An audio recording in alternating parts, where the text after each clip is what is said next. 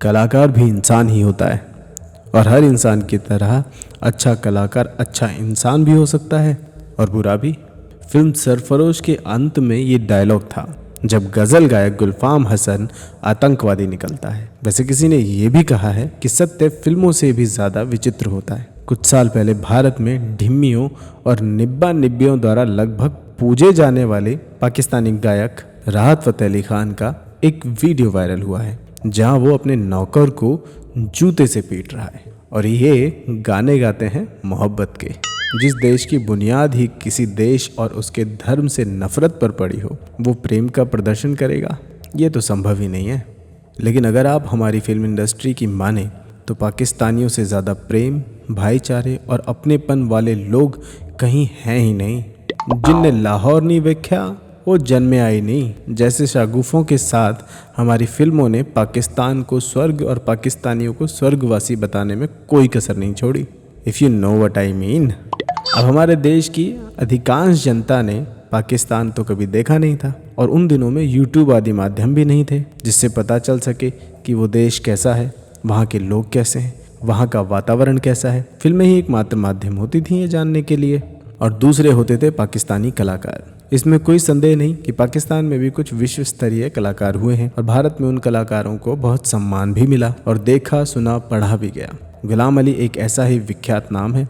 फिर दौर आया नुसरत फ़तेह अली खान का और फिर उनके भतीजे राहत और आतिफ असलम जैसे सिंगरों का। उसके बाद कमबख्त मोदी आ गया और सबकी दुकान बंद कर दी। तो राहत फ़तेह अली खान अंतिम पाकिस्तानी पोस्टर बॉय है जिसके पोस्टर भारत में बिकते हैं, ये कहना गलत नहीं होगा। क्या क्या कसीदे नहीं पढ़े गए इस पर। जश्न रेख्ता जैसे प्रोग्राम्स में इसकी आवाज़ में खुदा का नूर टपकता है, अल्लाह की नेमत मिली हुई है, तहजीब, लिहाज, अंदाज। लेकिन उस वायरल वीडियो में उनकी तहजीब, लिहाज और अंदाज उसकी तमीज़ के साथ देखने को मिल रहे हैं। अपने घर के नौकर को जूते से मार रहा है, गिरा गिरा के मार रहा है, लिटा लिटा के मार रहा है।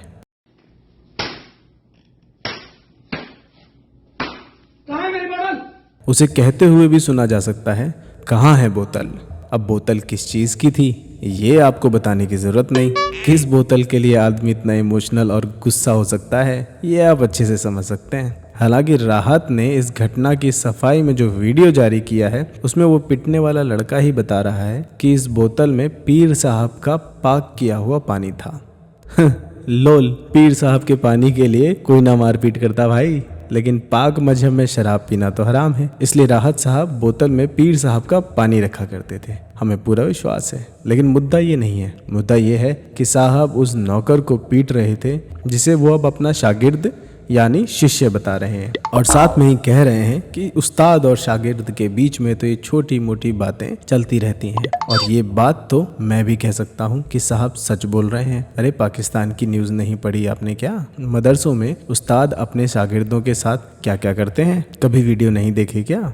और इनके रिश्तेदार देश अफगानिस्तान में छोटे बच्चों के साथ क्या क्या होता है ये भी किसी से छुपा नहीं है। इनके दूसरे रिश्तेदार देश सऊदी में इन्हीं पाकिस्तानियों के साथ शेख लोग क्या क्या करते हैं ये भी राज नहीं रहा। तो फिर अपने गुलाम के साथ राहत साहब ने ये मारपीट कर ली तो हंगामा है क्यों बरपा? वो तो अपने मुल्क के रिवाज, अपने संस्कारों का ही अनुसरण कर रहे हैं। गलती तो आपकी है जो आप उन्हें भारतीय गायकों और संगीतज्ञों की दृष्टि से देखने लगे थे।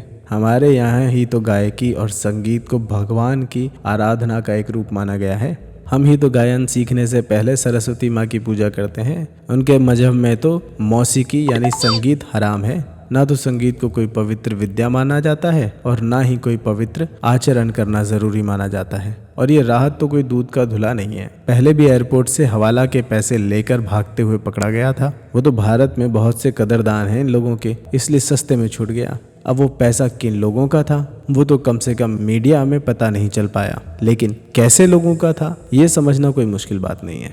तो ऐसे लोगों की संगत में रहकर आदमी अक्सर अपने आप को भगवान समझने ही लगता है। यहाँ पर सोशल मीडिया में इस घटना पर कमेंट देख रहा था।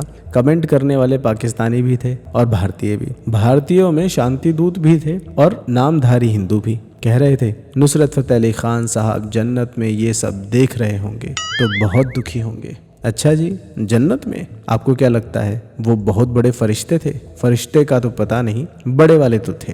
भारत में आकर गंगा जमुनी की बात किया करते थे और पाकिस्तान में गाया करते थे कि ना भूलो मुसलमान हो तुम, काफिरों को ना घर में बुलाओ। यूट्यूब पर सर्च कर लीजिए, आज भी मिल जाएगा। मैं यहाँ चलाऊंगा तो कॉपीराइट स्ट्राइक आ जाएगी।